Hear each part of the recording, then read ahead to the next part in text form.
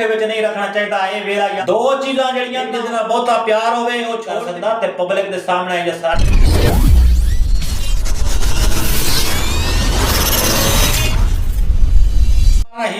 अस्सलाम वालेकुम मेरे दोस्तों जेड़ी वीडियो ना जिस टॉपिक की गल करन लगे हां किसी इंसान नू धोखे विच नहीं रखना चाहिए। ये वेला याद रखना मेरे दोस्तों।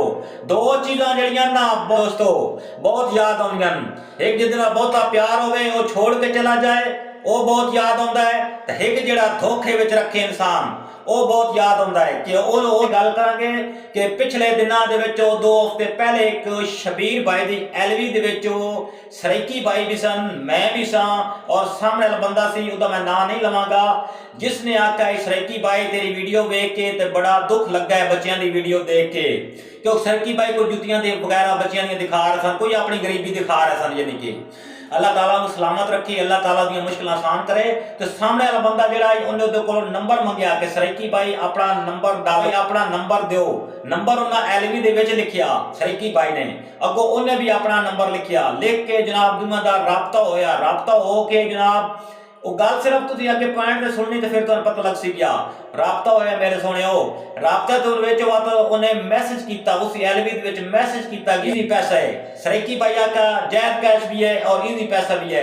तो मेरे दोस्तों उस तो बाद जो बाद सरैकी भाई कितनी बारी उन्हें राबता ही ना कीता, उन्हें राबता ही ना कीता उस सामने वाले बंदे ने। मैं तो ना नहीं लेना चाहता लेकिन मैं आदा कि जिहड़ी चीज़ थोड़ी पर्दे च होवे ना उन्हें पर्दे च रखना चाहिए। मैं उसी टॉपिक ते गल कर रहा हूँ।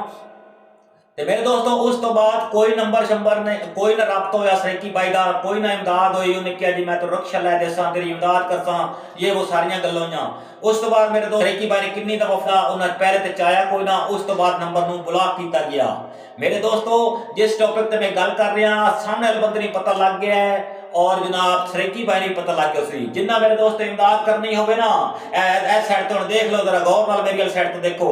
इस साइड तो सुनीता सिस्टर है ना जिन्होंने शबीर भाई रक्षा लै दिता, इस साइड ते रक्षा खलाता शबीर भाई है। समझ आइए दुनिया के सामने तू सच्चा हो गया है ना, दुनिया के सामने तू सच्चा हो गया, साडा भी सच्चा हो गया। पता नहीं यार किन्नी उहदी इमदाद करन लगा है ते बाद च उस बेचारे तू 1 रुपया नहीं दिता हैगा। कैसा इंसान है यार तू, ए जे वादे झूठे ना कीते कर। मैं अगे भी गल कर गया कि दो चीज़ां याद जरूर आंदियां, एक जिन्ना बहुता प्यार होवे वो छड्ड के टुर जावे वो याद बड़ा हुंदा है, एक जिहड़ा धोखा करके जाए वो याद बड़ा हुंदा है। ये याद रखना मेरे दोस्तों किसी नाल धोखेबाजी फ्रॉडबाजी बिल्कुल नहीं करनी, अपने अंदर बुज़दिल नहीं रखनी, अपने रखनी मेरे दोस्तों दे वास्ते। ये याद रखे किसी का दिल नहीं तोड़ना। तो अगर मैं अगे भी वीडियो चाहता रहा अगर किसी का एक दफा तू दिल तोड़ से ना आज तुम हो सकता है आजाद है, पैसे वाला है, मालक है, लेकिन एक यादगार रखी आज तू किसी गरीब का दिल तोड़े ना कल जो तेरा दिल टुटेगा ना तो तेन असरात जरूर नजर आएंगे। ये दिल एक ऐसी चीज है जो टुटदा है ना तो फिर जोड़दा कोई नहीं। ये याद रखी तो दिल एक बार टुटदा है तो उस तो बाद शीशा टुटे ना मेरे दोस्तों दिल ते कलंदा चीज ना, दिल तो बड़ी दूर की चीज है। ऐ मैं हूं तेनू पहचान करा देना वा शीशे दे विच आ शीशे तोड़ तो फिर उसी तरह जोड़ के मैंने विखा, नहीं जुड़ेगा सारी जिंदगी नहीं जुड़ेगा। इसी तरह मेरे दोस्त दिल भी होता है, दिल किसी दिन तोड़ी।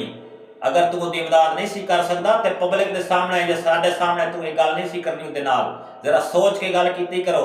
असी कोई किसी तो डरते नहीं हाँ ना, असी कोई डरना सीखिएगा, लेकिन जिहड़ी गल होवे ना हकीकत दी असी वो हकीकत बयान करते हाँ। तो खुद आख्या सी सरैकी भाई लेकिन तो कोई इमदाद ना की उहदी, बिल्कुल ना की मेरे दोस्त।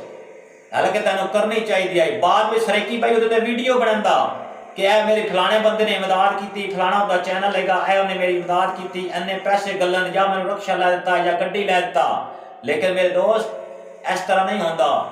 करनी होवे ते खुल के कर, जिस तरह असी खुल के गल करते हैं ना, करनी है ते खुल के कर, नहीं करनी ते ना कर, तेरे ते राजी हाँ। तो खुश होके मिल लवे आना वो भी बड़ी आई सरैकी भाई वास्ते।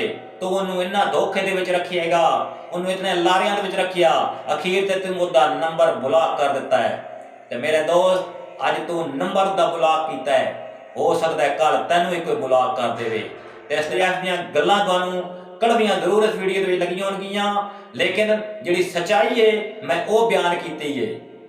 ਤੇ ਇਸ ਦੇ ਨਾਲ ਹੀ ਅਨਸਰ WF ਨੇ ਦਿਓ ਇਜਾਜ਼ਤ। ਆਪਣਾ ਢੇਰ ਸਾਰਾ ਖਿਆਲ ਰੱਖਿਆ ਹੈ, ਦੁਆਵਾਂ ਵੀ ਯਾਦ ਰੱਖਿਆ ਹੈ। ਹੋ ਸਕੇ ਤੇ ਇਸ ਚੈਨਲ ਨੂੰ ਲਾਈਕ ਸਬਸਕ੍ਰਾਈਬ ਜ਼ਰੂਰ ਕਰ ਦੇ। ਅੱਲਾਹ ਸੋਹਣੇ ਦੇ ਹਵਾਲੇ ਮਿਲਾਂਗੇ ਇੱਕ ਨਈ ਵੀਡੀਓ ਦੇ ਨਾਲ, ਨਏ ਅੰਦਾਜ਼ ਦੇ ਨਾਲ। ਅੱਲਾਹ ਹਾਫਿਜ਼।